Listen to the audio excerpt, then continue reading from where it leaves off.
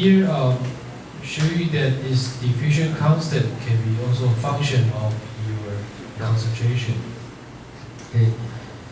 So at higher doping concentrations, the diffusion constant can be enhanced.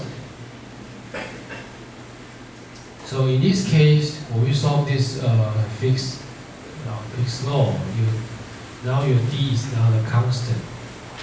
Okay, so now when you write this fixed second law, you do the these differentiations, then your D here you have to consider this D as a function of your concentration. And this experiment can be done in this iso concentration experiment, that we can put this boron 10 isotope into this boron 11 background. Okay. So now they are all boron. Then you can use this to check this diffusivity if that is changed. And if you check D as a constant, then you have this Gaussian profile, or this error function profile. Okay, but if you like this D is proportional to your n, and this is proportional to n squared, then you form this more a box-like profile.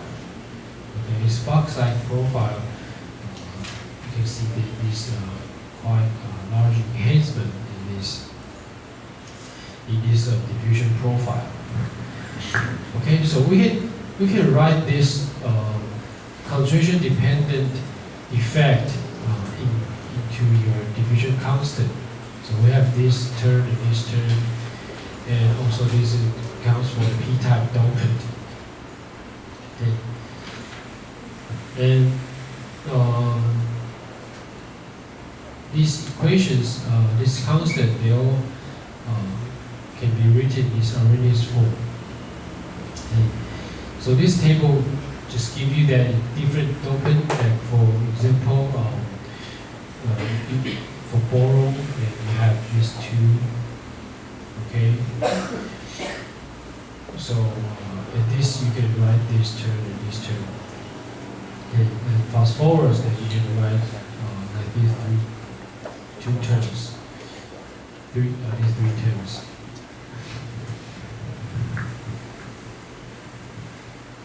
Okay. And this is the simulation for this NPN bipolar junction transistor structures. You try to include this electrical field and concentration dependent effect. Okay. And this is the original profile, this arsenic, boron, and phosphorus stone. And then after a certain amount of time, you check the diffusion profile. Okay. And this is the original BE interface. And this electrical field around this junction, you can see there's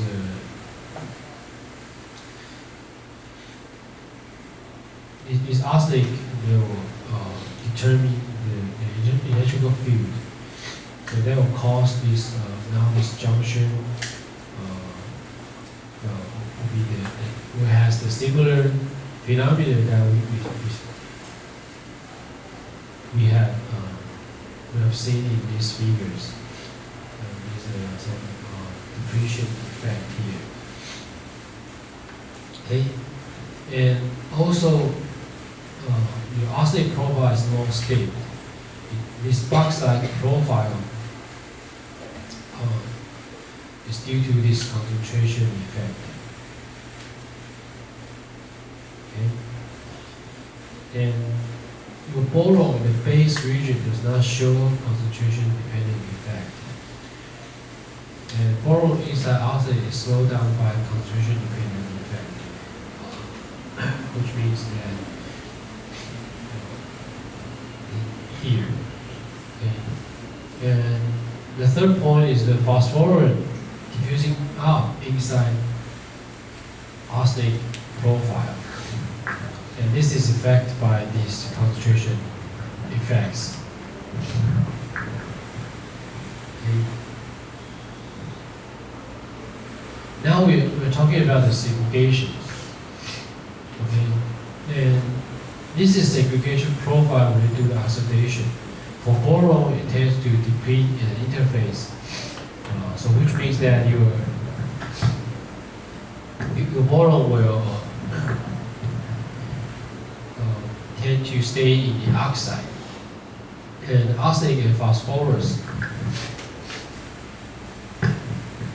they are doing the opposite way. Okay, so we can use this equation to explain that. Consider A and B is oxide and silicon.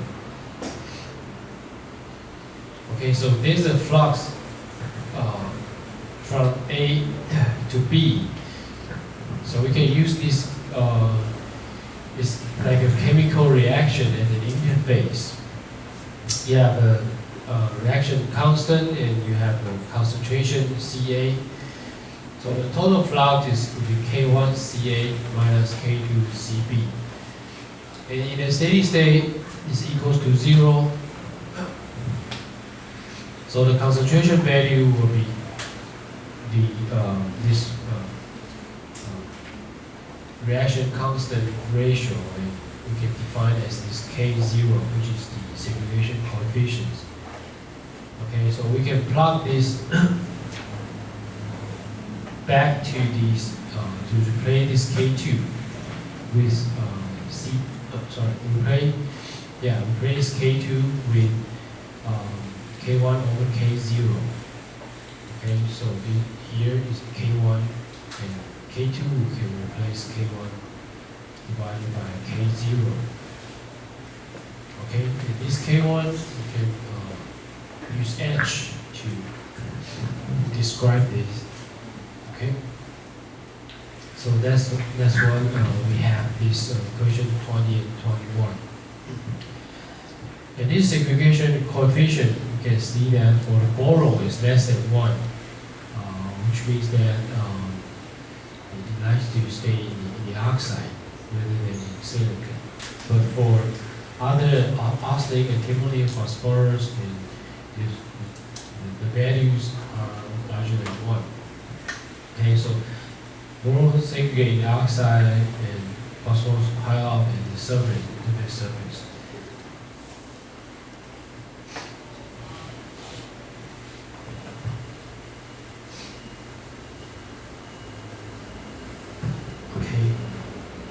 And this interfacial dopant pile up. Like for arsenic and phosphorus, okay, we see this concentration pile up at the surface.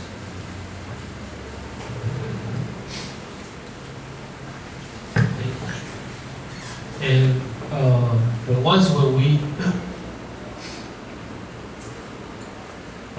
this dopant inside this oxide, they are inactive.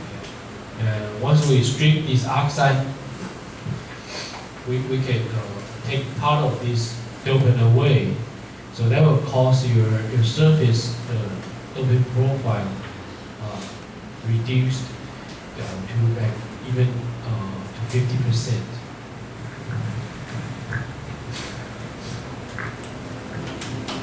Okay, so that's the this blue line is the as implanted. Okay, so the dose is 10 to 15 per centimeters. Okay, so once you do these RTA annealing, okay, so you begin to form some oxide. Okay, so now the total dose reduced. If you check this area, the total dose is smaller compared to the one as implanted. Okay, which means that some of the dopant now is piled up at the interfacials. So rather than going to the material to diffuse into the material. Okay, now here are some summaries of this microscopic diffusion. Okay, the first one, Fick's first law can describe this dopant diffusion in low concentrations. Okay, and we can fix this to account for the electrical field or the concentration dependent diffusion constants. Okay, and many other effects like OED or TD.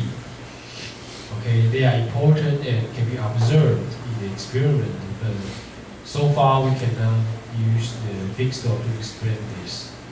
So we have to introduce some topic level point of view to explain the diffusion. Okay, so here is the atomic scale diffusion.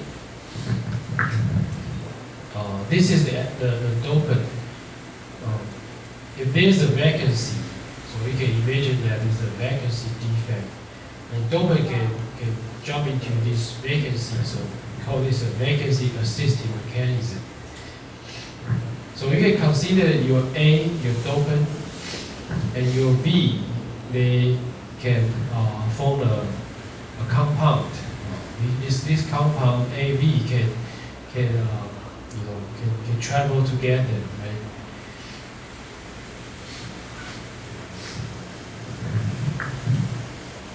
And some dopant can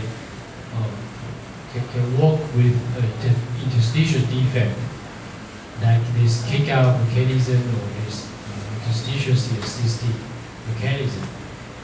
So, like in this case,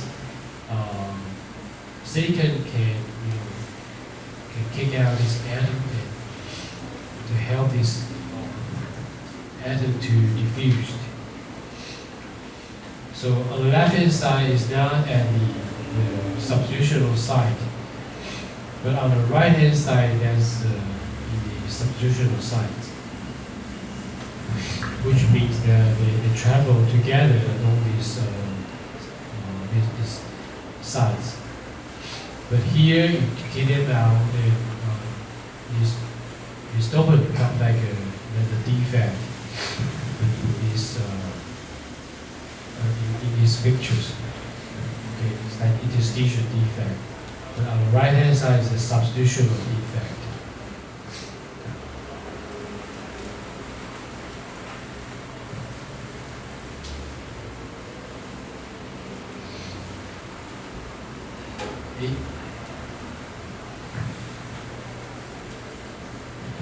Okay, so by introducing these I and V, then we can use that to explain this oxidation enhanced or retarded diffusion. So these figures, we have seen this figure before. Here is when we do the low-cost oxidations. Okay, and this is a buried dopant layer. It's created by the implantations. So when we do the oxidation, we create this I, and this I will come in here because I will diffuse very fast than your dopant. Then it will go to this dope area and diffuse with this dopant. So we can see this enhanced diffusion process. So in order to describe this phenomenon, we have to change this dopant diffusion constant. Okay, so we can by adding this I concentration or V concentrations, and we can to change this diffusivity. Okay, and this Fi and Fv is the prefactors that can help us to either enhance or retard it. When it happens, we can use this Fi and Fv to explain this. Like for boron and phosphorus, you can see this Fi. And for arsenic and antimony, okay, this Fe is larger. Okay. Which means that you will have vacancy to help you to do enhancement of your diffusion. But for boron and phosphorus, you need interstitials. Okay, so that's why you have Fi larger than Fv. Okay, and Fe is 0 here. Okay. And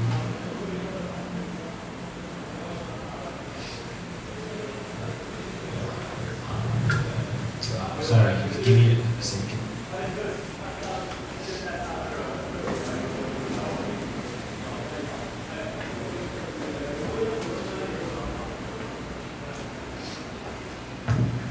Okay, so this figure show you these two dopant. One is boron and one is antimony. Okay, so in these black lines is the diffusion in the inner environment. Okay, and the red one is you have diffusion during your oxidation or nitridation process. Okay, so we can observe that for the boron,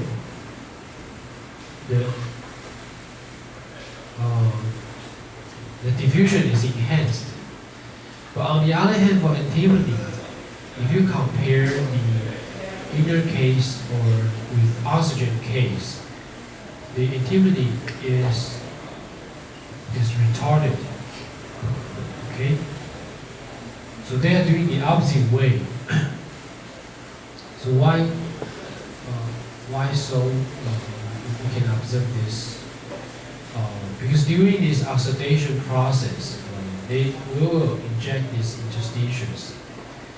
Okay, so which will raise these concentration and reduce the V concentrations. So we can see this I concentration and V concentration. I is larger than V. Okay.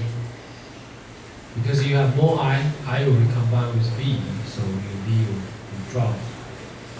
And if you are doing nitridation, there's the exactly opposite way. Okay.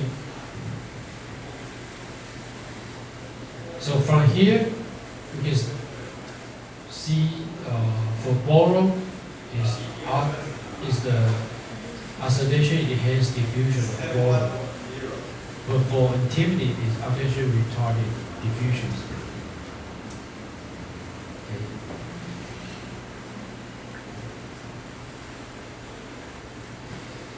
Okay, so for boron and phosphorus, they enhanced by oxidation. For antimony, they're retarded by oxidations. There are two different mechanisms of diffusion, either by the help of interstitials or by the help of vacancies.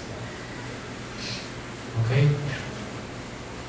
Since oxidation will inject your interstitials, because you need larger volume.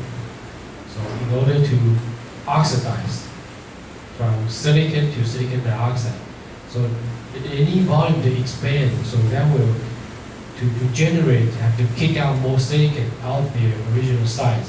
So that will generate more I defect. And this I defect will move with your boron and phosphorus. Okay, so it causes the enhancement.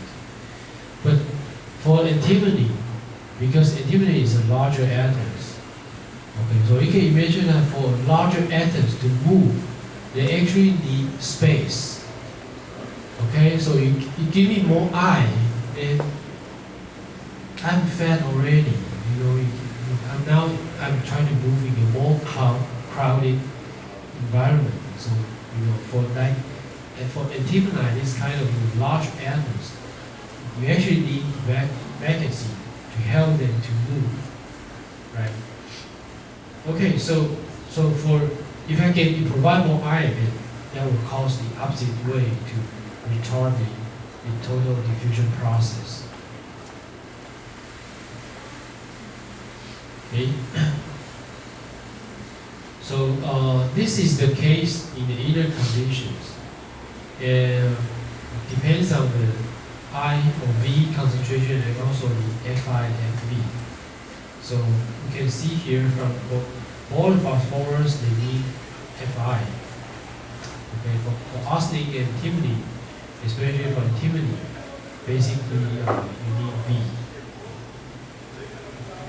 Okay, so for oxidation, one is enhanced, one is retarded. Okay. For nitrogenation, it's doing the opposite way. In nitrogenation, they will inject vacancy. So for boron, phosphorus, and arsenic, they become a retarded diffusion. But antimony, become an enhanced diffusion process. Okay. So we can consider that these atoms and interstitial defect or vacancy defect now as a new species that they can move together.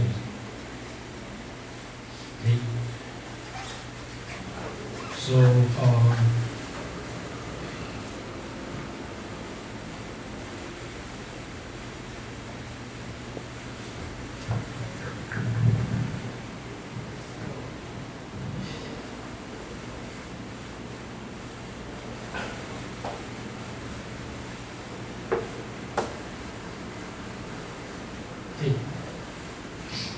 So this figure show you that this is the interstitial concentration in the beginning.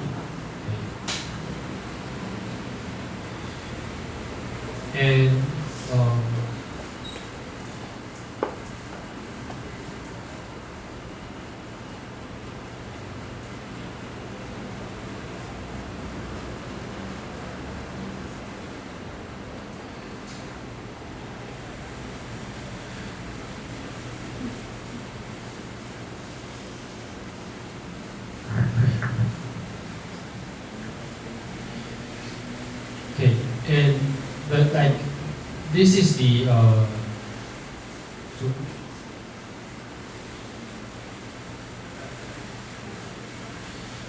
if you have a defect, right? So your phosphorus can diffuse with your I. Okay, so total you have AI. This species is you can consider this FAI flux. Then it will move in this direction, and you can see there's an enhancement. Okay, so here is the enhancement of your okay, so this is the enhancement of your phosphorus diffusion. Okay. Then when you move to the right, and you release them you release the I in the bulk material, so you increase this concentration of your CI here. Okay, and this CI will create another flux to the left, because on the right hand side now you have a higher concentration of your defect. Okay, so that will move more. Now you get more I in this region, and this I will move together with your phosphorus. Okay, so that will continue to cause the enhancement of your phosphorus to diffuse to the right. Okay, so that's the combination effect. And on the right hand side, you can see that this emitter push cause this emitter push your base to diffuse. Okay, due to this I, because when you do the emitter, when you form the emitter, then they will generate some defect eye, so the eye will move with your borrow. So we can see there's a push area by this emitter. Okay. All right, I think we have 5 minutes, so we can end up here. And next week we'll have a quiz. Okay, we have a quiz 1.